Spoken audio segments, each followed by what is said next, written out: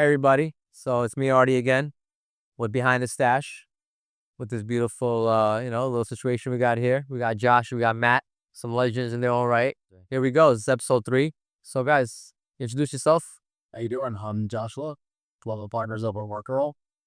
And I'm Matt, one of the other partners at WorknRoll with Josh, Julia, and Alex. Nice, guys. So, talk to us. Tell me about your experience in WorknRoll and what you guys actually do in the industry. Yeah, do you want to go first? Sure. So, what do we do at WorknRoll? Well, WorknRoll, we are a social media and marketing and events brand. They hold legal cannabis advice, high-end education, smart consumption. Yeah, I was there. It was a great place, man. It was a great vibes. You guys curated. I came to one of the events. I got invited to a bunch of events, but I came to that one event, the Incredibles. That was dope. We specialize in experiential marketing in cannabis, mostly towards the industry. But we also worked with a bunch of brands like the Magnolia. Been around the industry for a long time. Personally realized that it's not all about growing the plant and selling the plant. There's a lot about the community and the hospitality involved in more. So one of the things that we WorknRoll was try to promote safe and conscious use of the plant. Though, and combine that with some education and some entertainment, and as they make it for a good time. Yeah, WorknRoll, much like Josh said, we bring community to marketing. So whether that's through the co-working space that we started in Chelsea or through events that we have ongoing at different unique venues like Bud Tender XP, we curate community, and we think that community is power.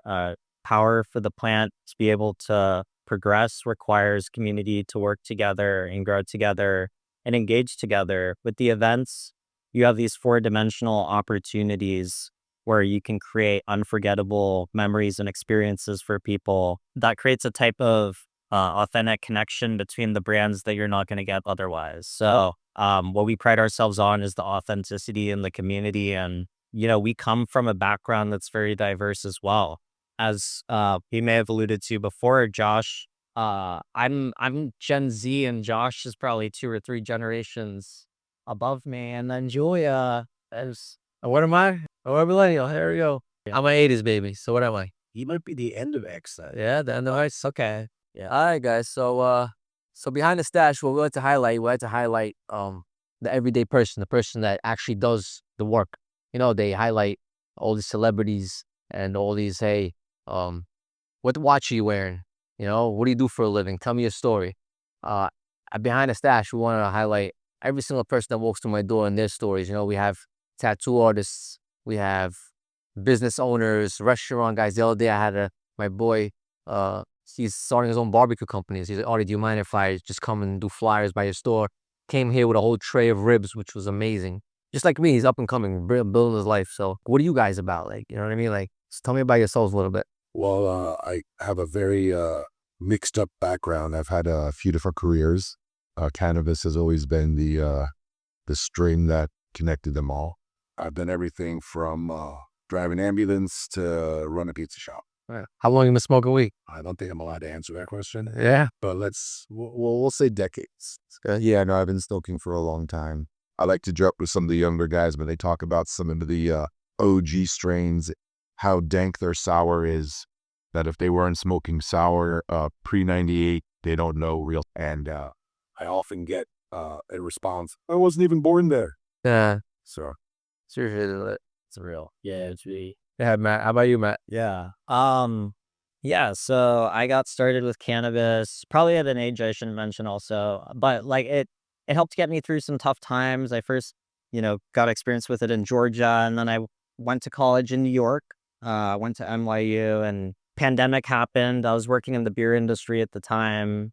I moved over to the West Coast, and then I started getting involved in cannabis, like in the middle of the pandemic. West Coast is a whole different animal compared to. Whole different animal, and it was in markets that had long been established, and it was in the middle of the pandemic. So it was a big time of change and a lot of new categories coming out. And I found a place for myself with sales and marketing out there and was able to transfer a lot of my CPG experience. But basically, my brother died, and then that kind of like gave me a new passion for what I wanted to do. And I realized I really wanted to go back to New York. So I came to New York. And where did I land to connect with the cannabis industry? It was WorknRoll. Nice. And I found that here you have people from every segment of the industry.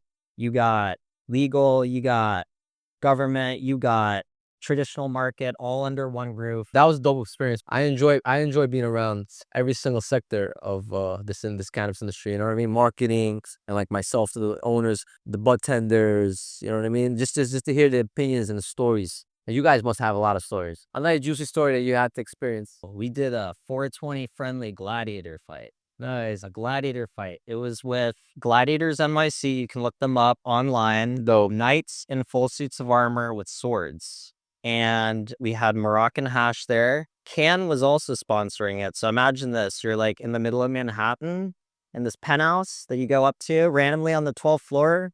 And then there's a gladiator fight. Yeah, so I would say like that's one of the ones that stands out to me from the experience. Like most people have not experienced that. So Dope. Yeah, Josh. So Matt struck something that made me think of one of the better experiences I had. It's not one of the juicier stories behind the scenes, but in our desire to make the plant normalized in society and just accepted generally, we were contacted to do an event where they basically needed event planners and catering basic event. And when they heard us offer them a rolling station and dad bar, the conversation took a turn.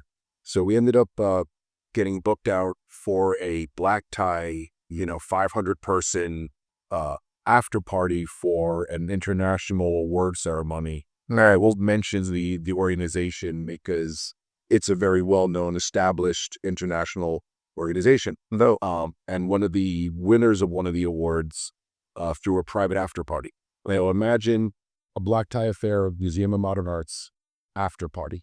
So everybody's getting in their limousines. That had to be lit. In their tuxedos, in their ball gowns. That had to be lit. Showing up to a Times Square private loft, penthouse loft. Nice. Yeah. Views all around with an outdoor deck. Dope. You get off on the 20-something floor. Beautiful weather outside. You get off the elevator expecting to go into a private after party and be handed a glass of champagne. And the first station you come to is the rolling station, where we have rollers there, rolling joints on demand.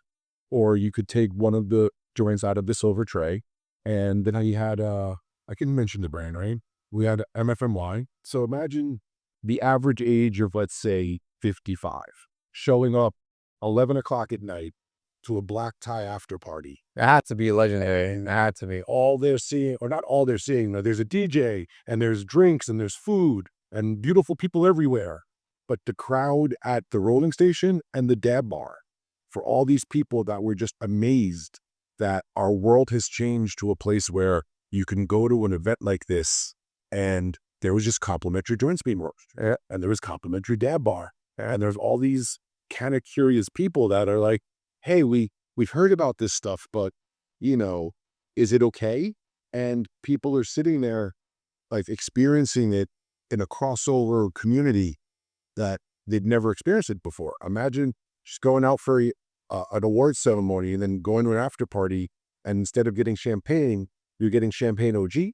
The best conversation I overheard was this one couple who was like, hey, they gave us a pre-roll. You light it. And the other one was like, no, you light it. No, you light it. No, you light it. No, it was your idea to try it. No, it was your idea to try it. And eventually I literally turned around. I was like, I'll light it for you. And they honestly looked like they had never smoked a joint before in their lives. I saw them at the dab bar later that night. It was an amazing feeling. Yeah, things change. Yeah. Things change. Right now, I feel like I always say, I keep repeating myself when I say this, I feel like we're living through the green rush. We're like the founding fathers in New York. Like maybe, you know what I mean? It's one of the pieces on the chessboard. So, I mean, I'm grateful for it. I'm grateful to have this opportunity, you know what I mean? And I feel like it's only sky's the limit in this industry. If it's run the right way, the right people are behind the scenes, good business owners, people who have a vision and want to do good work, who actually invest money into their brand and help the community pay their taxes and make sure their taxes go a long way. Because we're a big piece of what New York's gonna be, paying taxes and doing the right thing for people. Like in my short period of time, I made sure to take care of a lot of people, and not like in a greased hands, but like make sure that people feel like, hey, this kid is here. And I'm sure a lot of people like this in this industry. And this is what we bring to the table, because I've been selling 20 years illegally. And I never did what I did in the last 6 months by giving back, by helping out, by making sure that, like right now we have an event coming up where we're going to be sponsoring youth jerseys and like an events basketball tournament. When I was selling pot, I never did that. You know what I mean? Now I got the legal platform. I want to do it. I'm enjoying it. I'm embracing it. My opinion, and I'm learning. I'm like a baby in this industry. So I learned from my peers. I even call like George, Kaya Bliss, who's a busy store. I'm like, George, how are you handling the buying? Because he's actually moving the product. To me, I only order from like the little guys so far, because that's the items that are moving in my store. The bigger fish, the bigger brands, I mean, say, I haven't really doubled down yet. And my boy George, he's like, yo, I called him 5 times already. I made 5 orders, 10K, 15K. I'm like, what? I'm like, I'm doing $2,500 orders. So there's all different circles of like, of us.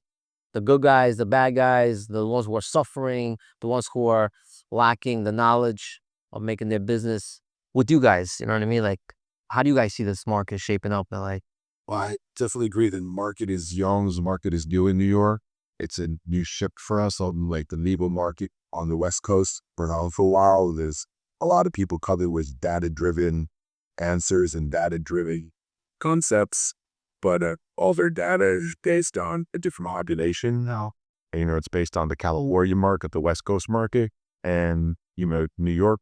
We have always prided ourselves on being New Yorkers, the model. So now that we got guys like you and other New York brands launching, we're going to be showing the rest of the country how it's supposed to be done. We hear from all over the country how the industry is not doing well. The industry is not doing well. California has more licenses that have failed that are currently open or something right now. Well, it's because maybe they didn't approach it well. Maybe they didn't take the equitable approach like we did. Maybe they didn't start the small business operators like we did. Maybe they should have. New Yorkers are not patient, though.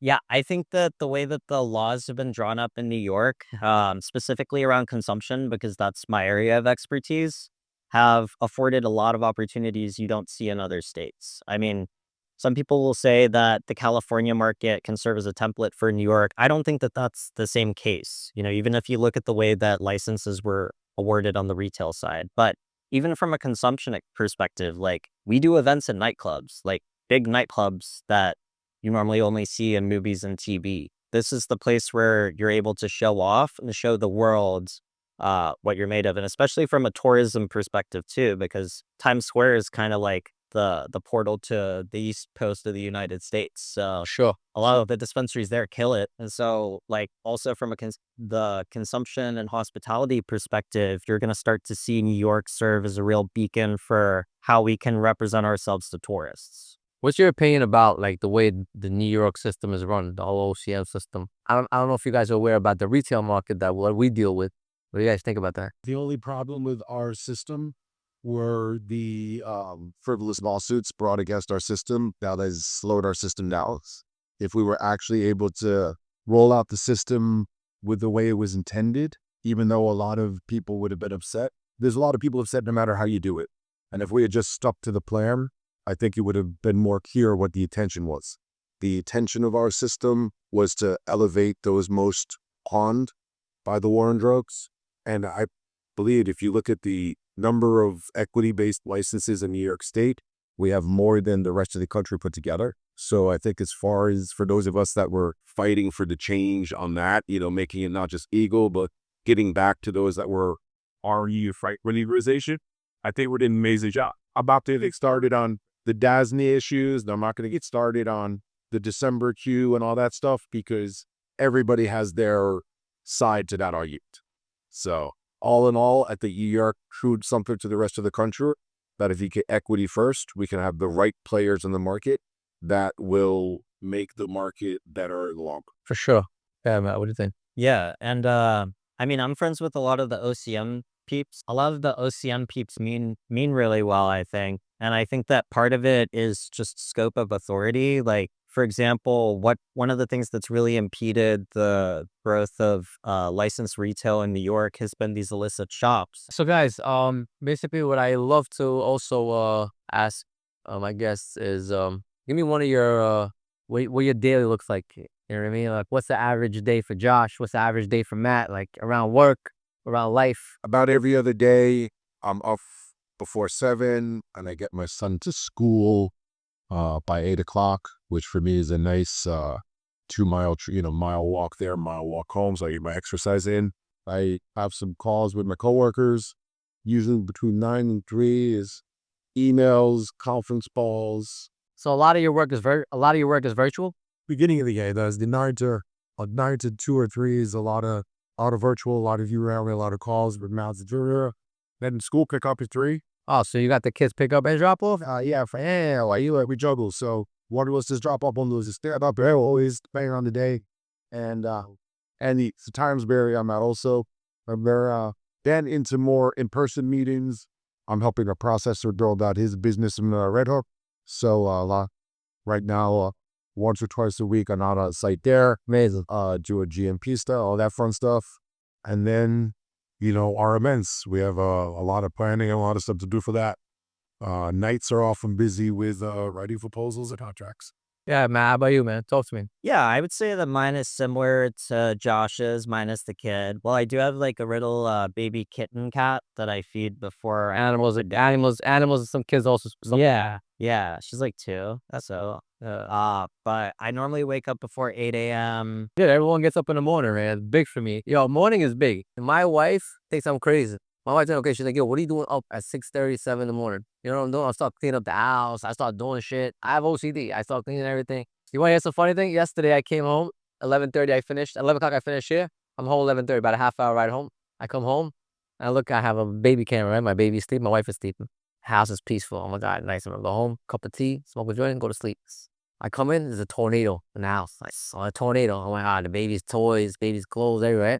What do I do? From 11:30, dude, to 1 a.m., I never smoked a joint. I never had my tea. I start cleaning, washing dishes, washing baby bottles. This regular. I have a 1-year-old, man, so it's a lot going on. My wife, she works too. She has a company. It's called Beyond Balloons. She does events, stuff like that. You know what I mean? So she has a lot of things on her plate, and take care of a 1-year-old, for a woman, it's not easy. We got to do that as men, as fathers. Yeah, so let's get to another topic. How about like the current scheme of like the cannabis, the actual flower or the actual work? Like, what's your opinion of like the brands? Like, what's happening with the shifts and all these microprocessors coming in, and like not that I'm saying they're better brands or they're good brands. It's amazing, but I'm seeing a serious change happen right now.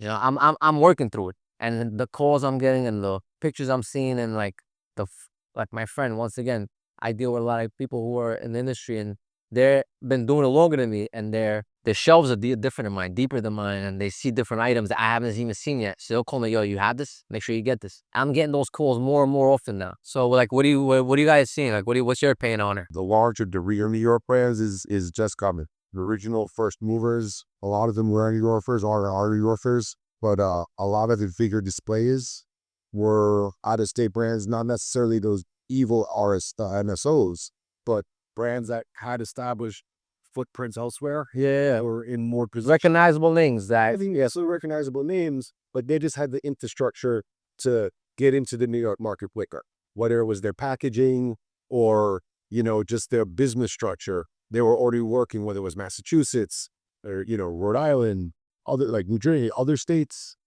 small businesses, and some of the bigger business will. Then now that our state is back open for 2 years since the first dispensary opened, we're starting to see the micros. Always give a shout out to Taproot Cannabis.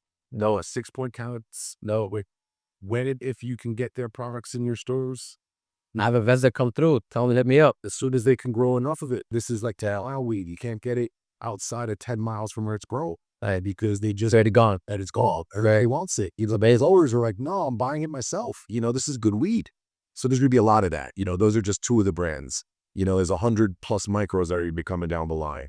And the microprocessors, the hash brands, There's a lot of talented New Yorkers that made it to carry that are big brands, doing it for the little micro communities. So the future, like you're right, the product is shifting. When we first launched, it was all this outdoor flower. Some of the indoor flower that's coming out now, though, like again, shout out to Taproot. They won the Rowers Cup with Greenhouse, right? And as they beat indoor rowers with Greenhouse, legal Greenhouse. That's fire. The truth is, the New York community, a lot of them just think, oh, if it's not from Cali, it's not good. So I just can't wait for some of these born and bred New Yorkers, like a lot of your customers that you've been instrumental in converting to the legal market. They don't even know what they had in store. When they see that they can get New York grown flower that's as good or better, no one's going to care about that. Some of this stuff is going to change minds. Yeah. Matt, what do you say? Yeah, so I mean, like definitely in the early market days, I was getting a lot of traditional market flower from those deadhead growers, upstate and whatnot. The genetics and the way it was grown is definitely a lot better than anything that was available on the legal market. But eventually what ended up happening was that I saw, especially with this year, the change in quality of the flower is really catching up to that kind of level. So what we're witnessing right now is potential area of change for consumer purchasing habits too. Like I think that a lot of New Yorkers know what good smoke is. New Yorkers pride themselves in knowing what they want, and you just like, you're not gonna change my mind. You know what I mean? Like, we're strong-willed people in general. Thank God. I want to tell you guys are like the big bridge between like for what's really coming. Because you guys are like one of the, just like myself. You're building your brick in your business every day, and you're doing your small parties, your big parties. You told me a great story just now. I was wanting to give you guys your kudos, to your whole team, you know what I mean? And to tell you guys that you guys are a big deal for me, because eventually I'm going to come to you and say, hey, I need you guys to support. I need you guys to help me, and vice versa. You know what I mean? So this is only the beginning for us. The real thanks is obviously still always for the plant. Because at the end of the day, sure. the reason we're able to fill a room with everyone from 22-year-olds to 72-year-olds, male, female, in between, any walk of life, anything, we can take some of the credit for, but it's the plant that's sponsoring it. That's for sure, man. I appreciate that.